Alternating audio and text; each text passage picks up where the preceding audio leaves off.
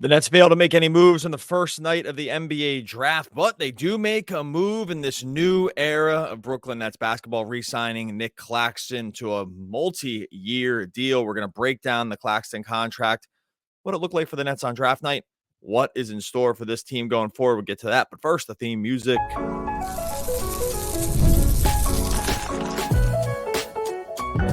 You are Locked On Nets, your daily Brooklyn Nets podcast. Part of the Locked On Podcast Network, your team every day.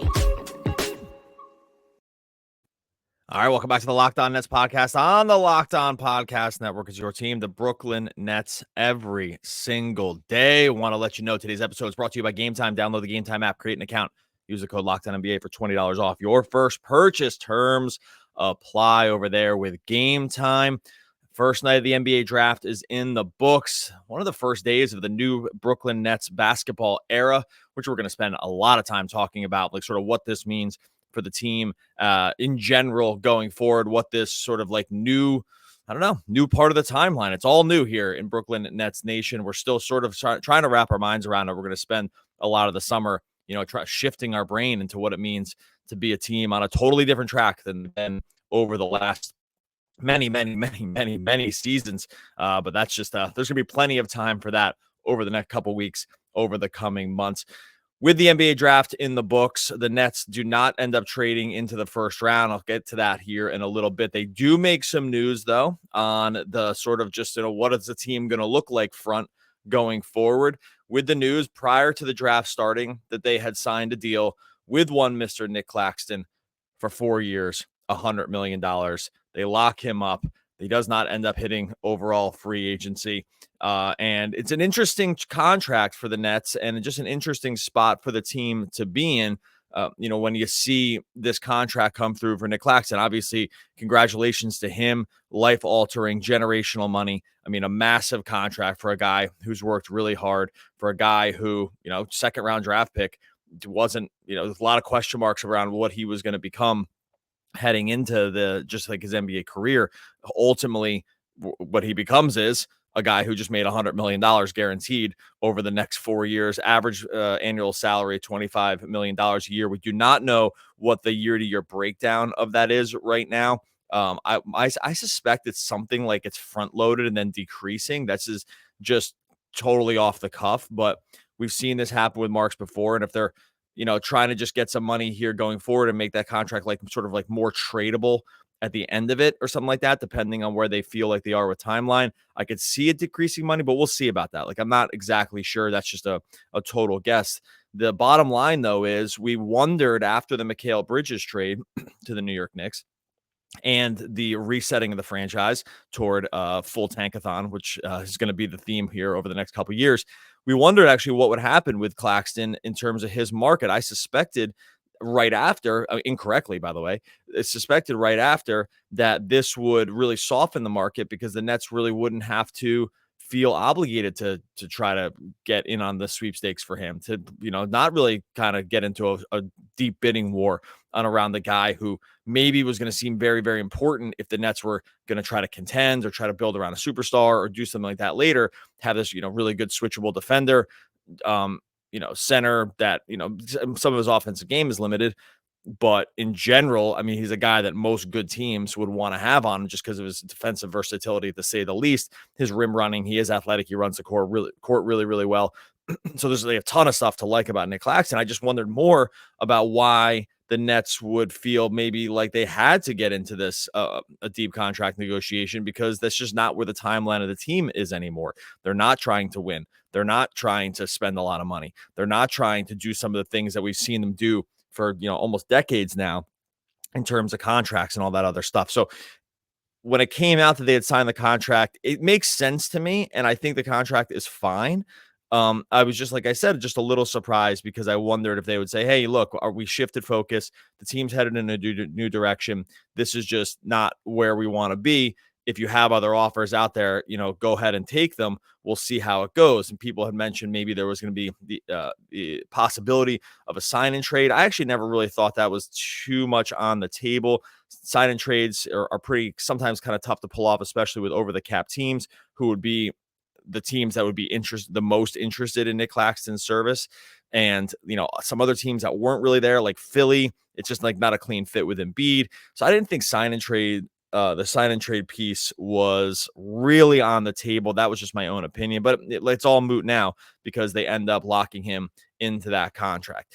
I do think that from a team building perspective, this is totally fine. Look, the Nets are in a situation now where they just got at some point got to spend the money, right? They have to spend the money.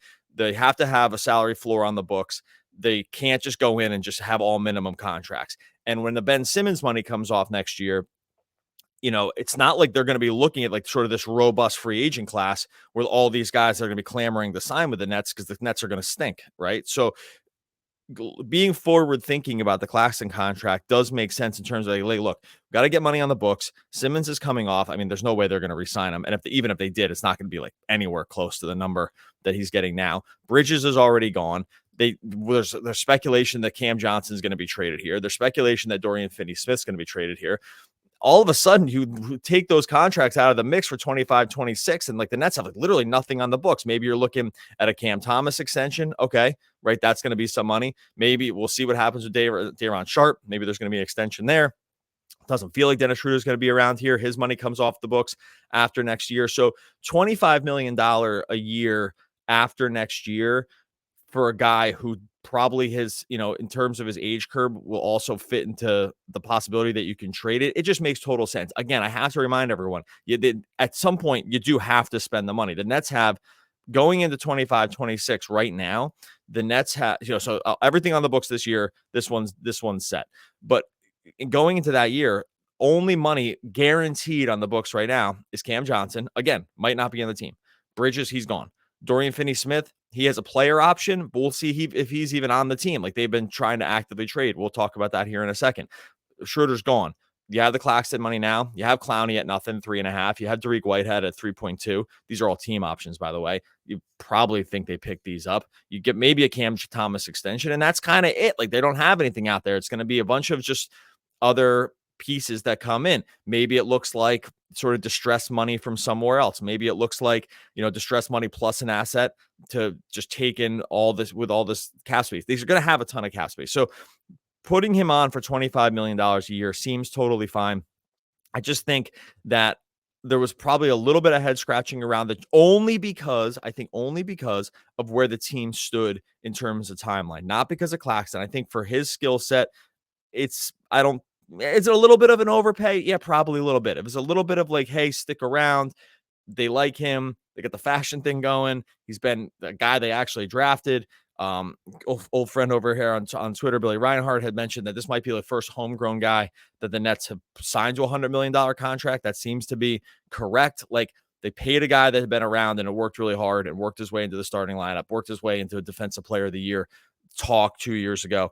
A guy they've, by all accounts, really, really liked, and they gave him a huge payday. I think from that standpoint, it doesn't seem all that surprising. To have more to get into, I want to talk a little bit more about Claxton. I want to talk a little bit more about what or didn't happen on draft night as well. We'll get into that here in 1 second. Before we get into that, tell you about our friends over at Gametime. Look, you want to make that ticket buying experience really, really easy. It's summertime. Maybe you want to head out to an MLB game. We know that New York City's got more than its fair share of chances to get out there to the ballpark. This is where Gametime steps in. Get on the Gametime app. Make sure you're getting the lowest prices. Make sure you're being able to see exactly what you're going to see from your seats. Maybe you're going to get those flash deals. Maybe you're just going to make sure that you're getting the absolute best deal on tickets with the easiest ticket buying experience there is for MLB games. And by the way, everything else, concerts, shows, whatever you want to, WNBA, they got everything over there on Gametime. If you head on over to Gametime right now, you got a couple different MLB options. You got Houston Astros at Mets heading in there to Citi Field. Tickets starting at $20 over at Gametime. That's for next week in the first week of July. Or maybe you want to head on over there for Reds at Yankees on Wednesday, July 3rd. That's just $21. Just a little hint of what you're going to get over at Gametime. Save up to 60% off buying last-minute tickets for sports, concerts, comedy, theater, all of that. They got flash deals. They got zone deals. They got all-in pricing. Get those seat views as well. See exactly what you're going to see when you sit down with the Gametime app. Take the guesswork out of buying MLB tickets with Gametime. Download the Gametime app Create an account. Use the code LOCKEDONNBA for $20 off your first purchase. Terms apply. Again, create an account. Redeem the code LOCKEDONNBA for $20 off that purchase. Download Gametime today. Last-minute tickets. Lowest prices guaranteed. All right, a couple more thoughts here on Nic Claxton's contract. Look, the Nets are headed toward a really interesting timeline. It's gonna be a different. This is just totally different. Everything's different now. Like our brains have to be rewired completely differently around this team. We have to be, or our expectations have to be different. Our sort of what we're looking for on a game to game and week to week, month to month, season by season basis is going to be much, much different. The play on the court is going to be much different / worse. Hate to break it to you. We'll see how this year ends up going down with Jordi Fernandez and how he ends up using Nic Claxton. I think adding a little bit of organizational stability around a player who had been there for a long time makes a lot of sense with Nic Claxton. I think heading into these situations of the great unknown, right? This is where the Nets are headed right now. They're headed into this place of who knows? Like, we don't know how this is going to go down. Like, we hope, do we see Cooper Flagg in the future? Guys like Ace Bailey. Like, do we see these guys like as part of the future? Hopefully, right? Like there's no guarantees around this, but heading into a season where you can at least sort of guarantee, like I said, that stability, guarantee that like sort of know what you're getting. We know what Nic Claxton's work ethic is. We know what his attitude is. We know what his just sort of motor is. Knowing those things for an organization in transition does make a lot of sense. And I can see why, Sean Marks and company would look at that situation and say, hey, look, let's just get a guy we know. He's already here. We like working with him both on the basketball court and off. They got the fashion stuff going too. We know we have these other connections. We want to still show the rest of the NBA that we're willing to sort of commit to some of these guys that we've worked up through. I think we'll see how that works out with the Cam Thomas extension or not extension going forward. I think there will be one, but I think that like being forward facing and signaling around like, hey, look, we know we're heading to the tank, but we're still a stable organization. Like this isn't just a clown show over here, right? Like guys still want to play here. Guys still want to get paid here. Guys still want to show up to Brooklyn every day. I think that the signal around that and the sort of the story that gets told around that is kind of important. So I just trying to put a cap on where the Nic Claxton piece is and just like why, like even the non-basketball, like non on the court reasons why an extension would make sense for him. I just think there's just a lot of pieces to it. By the way, depending on how the money works also, there is a world where this contract is also very tradable, right? $25 million a year. It's not all the way up to like anywhere close to the max. But if you're showing like role player for role player, or you're just saying, hey, we're going to take some bad money off the books that doesn't like totally fit for you right now. This is in a couple of years. Or you just want to add a guy like another team sees him as a piece that can really help that contend. There's also a very tradable contract also. So I think that there's no downside to a move like this as far as I'm concerned. Not with where the Nets are now, because it just doesn't really totally matter in terms of like, oh, is it a perfect fit with Ben Simmons? Well, obviously, no. Right? Or arguably, that's a better situation now. Like, oh, let's play these guys all the minutes together because, again, the team's like not going to be totally incentivized to win. So if we have just guys that don't really pair all that well together that we want to showcase, okay, great. Go ahead and have at it, and let's just see you 48 minutes later. So I just think that like there's no downside at all. I can't really find a piece of this where there's anything bad about it. Now, look, if they go on to like 28 million and they still had Mikal Bridges and they're like trying to work out what's going to happen next year, then I think we would be really sitting here and head scratching and kind of wondering about what was going to happen. But where they are now with the money it is with Claxton as a player, all the other pieces line up to me to tell a story that just ends up being just totally and completely fine. All right, let's pivot here real quick to the draft in terms of sort of what happened and what didn't happen. So the first night of the NBA draft goes down. It's some interesting moves, some I don't know, not like total head scratchers in terms of where guys had ended up going. A couple kind of like surprises here and there. Top of the board was mostly chalk, in terms of Reza Shea, Sarr, Shepard. Those guys were pretty much expected to go into those spots. Castle too, he was expected to go into that spot. And maybe, Ron Holland goes up a little bit from where I think people thought he was going to go with the Pistons. Moving on, Klingon drops a little bit. We saw a little bit of movement around possibly Memphis trying to get in to draft Klingon. I really like the Dillingham pick for Minnesota. I'm not going to go through every single pick. Zach Edey for sure was a surprise. I think moving all the way up to 9 for where Memphis ended up drafting him. Got Cody Williams, a guy we really like that we were supposed to do a draft preview on. We had an episode tapped up for Cody when he was actually being mocked around the 20s. And then he within the next 4 days shot up the board, and we were like, the Nets probably aren't going to get into these sweepstakes. So anyway, at the risk of going all the way through every pick in terms of where every single guy landed, from a Nets perspective, what we heard of rumblings all night long were, the Nets are trying to get into this draft. They're trying to trade a piece to pick here.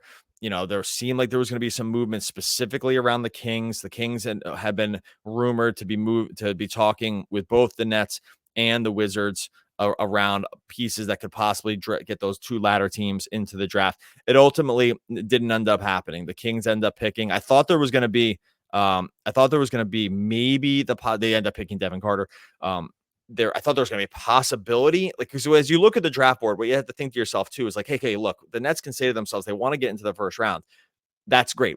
I could say I wanted to get into the first round. Okay, awesome. The question is whether we have the ability and the functionality to do it.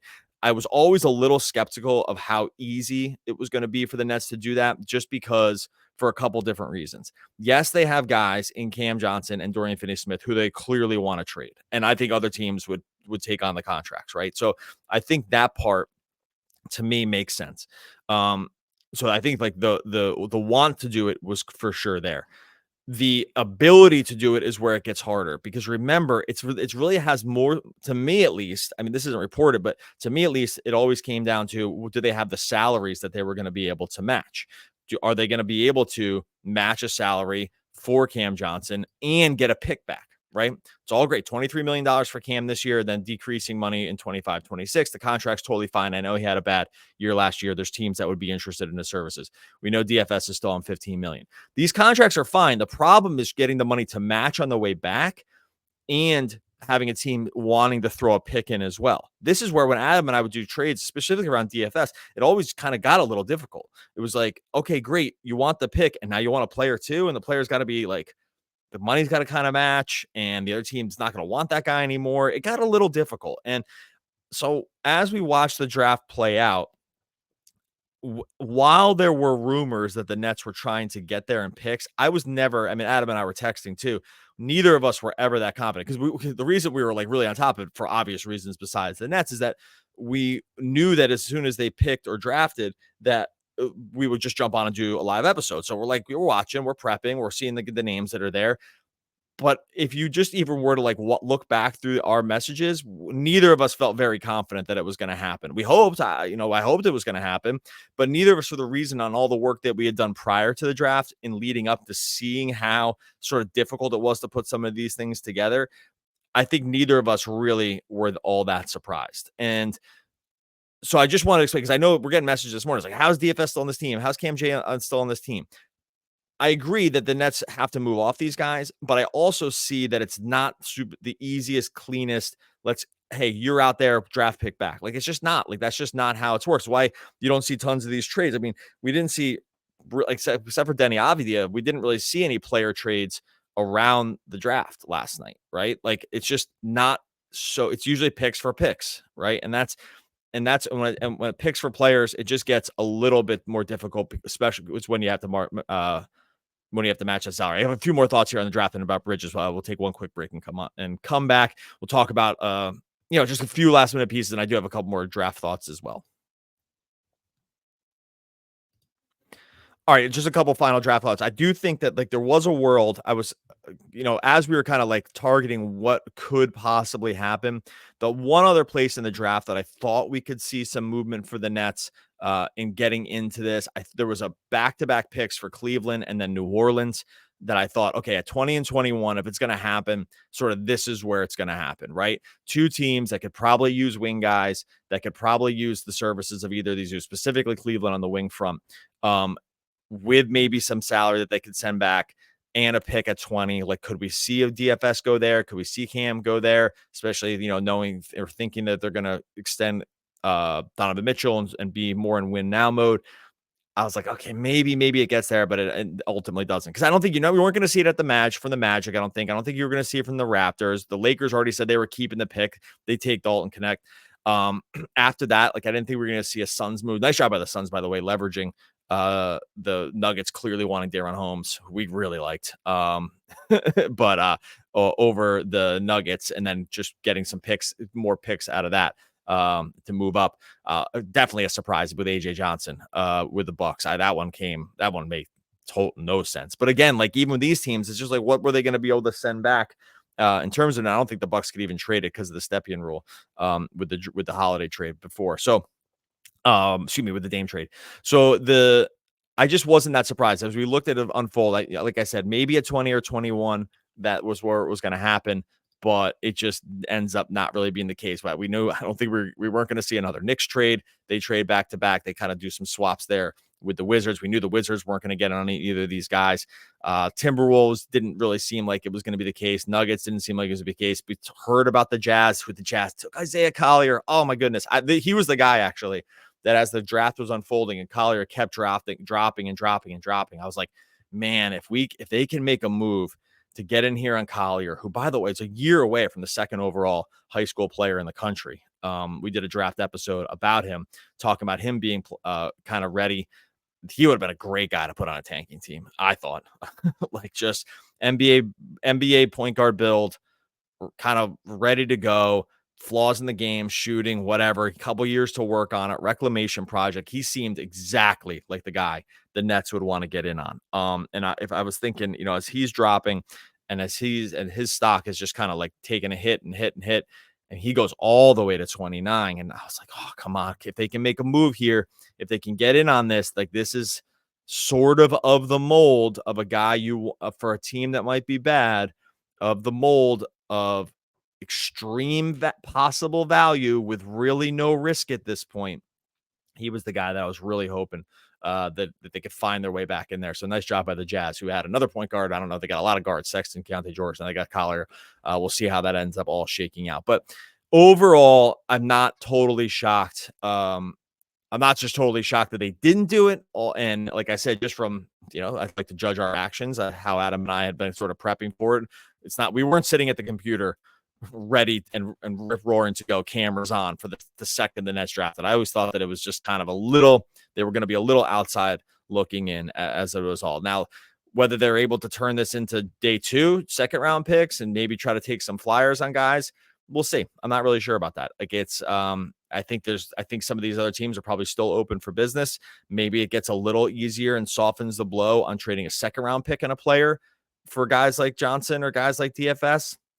I mean, that's definitely realistic. So I think while the Nets don't have a pick here, it wouldn't totally floor me if I just think it's actually more realistic for them to get in on the draft here today and try to get a player. We know the Nets have 1 million picks going forward now, 4 picks just in the 2025 draft alone.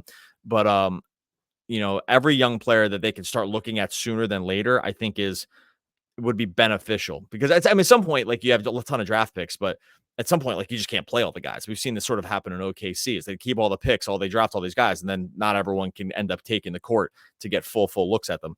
And I think that's what you end up seeing. Yeah, look, the Nets aren't in a situation yet where they're putting the cart before the horse with that, but ultimately, getting looks at guys earlier is sometimes better. So we'll see what happens day 2 of the draft. I think that there's some chance they get in there, but again, like, I just go put the trade machine to work. Go see how you get fair value on the money coming back from a player plus a pick with either of those two guys. So if Cam Johnson and DFS enter the season as Nets, and they were more like trade deadline dudes, that would also kind of make sense to me. And I'm just at this point, I'm not really, with the way that the stuff is unfolded with the Nets, I think there's like less of an urgency, to me at least, around grabbing maximum value. The Nets got maximum value off of the Bridges thing, in my opinion. I think that they reset this thing in just about the perfect way possible, even though it's not going to look totally pretty. Now, I think that like probably teams know that they're not desperate to move some of these guys as much, or they're just going to have to move them. So the price drops a little bit, like, especially like a guy like DFS. And I just think that, like, maybe they head into the trade deadline and away you go. Also, just having some veteran guys on the team, like professionals, these guys are awesome professionals around young guys, is also not the worst thing in the world too, right? Like having a DFS who's just sort of universally like loved as a player. Cam Johnson, a really, really respected player as well. Having good veteran presence in a locker room that's probably about to start trending young and kind of, maybe a little bit just, different tenor. Having those guys around is not the worst thing in the world either. So as Nets fans, I don't want to get everyone too crazy around, thinking that the Nets missed some huge opportunity. Probably some opportunity cost lost for sure. I don't think it's for sure the end of the world. In terms of the Bridges thing, a lot of different opinions. Not going to get all the way into it here. Saw some pushback on Bridges and sort of his attitude near the end with the Nets about whether or not he sort of demanded to be out of Brooklyn. I think the reports on that are mixed. Some say that it was kind of like Nets. It was very obvious that the Nets were starting to shop him with moves like, to the Jazz teams like the Jazz and the Rockets calling. And at that point said, hey, this is a possibility. And at that point he said, hey, well, if you're going to do it, go to the Knicks. And he got together with his guys probably, and they made him a Godfather offer. I fail to see like tons that Bridges did wrong here. I think some fans, didn't like the attitude near the end. They didn't like that he went on the podcast with the other guys. Maybe they thought he didn't stand up for his team. That stuff to me doesn't really bother me. Like, I know there are people out there that stuff really gets you kind of annoyed. That is not the case with me personally. I understand it, I guess. To me, it's just like, hey, you played all 82 games. It didn't work out perfectly. The Nets got a massive haul. He obviously retained a ton of value even in down season. Like, what is there to be mad about? That's me. I get that other people feel like it's different, and then, you bought the jerseys and you want to see the guy say everything right about your team, and you want it to be, just kind of like go hard at your friends and make sure you're not getting clowned on or whatever. I get it. That's just not me. So no hard feelings out the door. But if you do for Bridges, I guess I can understand it. All right. We are going to be covering day 2 of the draft. If the Nets get into the draft, we will obviously jump into that as well. There's some possibility. We'll make sure we try to go live if it happens. So we'll be around during the draft in the evening. Maybe they can do a Sean Marks second round draft pick special. In the meantime, make sure you're subscribed to Locked On Nets over on YouTube. Make sure you're subscribed over the podcast. Incredible response over there on YouTube over the last couple of days with some of these videos. So really appreciate everyone who's jumped into that. Look, Nets are in the tank. We're still coming at you 5 days a week, all through the summer into the season as well. Make sure you subscribe to Locked On Nets. We get to this portion of the podcast where Adam always comes up with a quotes from all-time great poets. I always say at that point, Adam Arbrecht, one of the all-time great poets. We're back again tomorrow talking more Brooklyn Nets basketball.